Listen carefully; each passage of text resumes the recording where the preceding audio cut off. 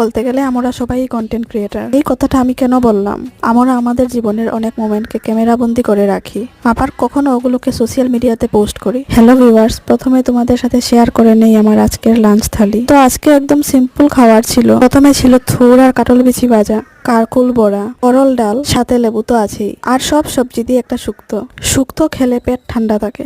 এই যে থুর আর কাটল বিচি ভাজা তোমাদের কার কার ভালো লাগে কমেন্ট করে বলো তো। গরমের সময় এরকম সিম্পল খাবার খেলে পেটটা ঠান্ডা থাকে। পরে খাওয়ার পরে যদি হয় আম ভর্তা, তাহলে তো আর হয়েইছে। তো ঘরে এসে ফিরে দেখি মা আম ভর্তা বানিয়েছেন। বললাম ভাতটা খেয়ে নেই, তারপর খাবো। আর খাওয়ার পর দেখো সব থেকে বেশি যে বাটিতে ভর্তা সেটা আমি নিলাম। ওরা তো জানোই আমার ভর্তা খেতে অনেক ভালো লাগে। আমাদের আর কার কার আমার মতো ভর্তা খেতে ভালো লাগে কমেন্ট করে যেও। সবাইকে কন্টেন্ট ক্রিয়েটার বলছি, তো আমরা যারা রেগুলার ভিডিও পোস্ট করি, ভিডিওতে ভয়েস দিয়ে এডিট করি, অনেকেই কিন্তু আবার মোমেন্ট ক্যাপচার করার জন্য ভিডিও করে রাখছো। কি ঠিক বললাম তো? Like, share and subscribe for more video.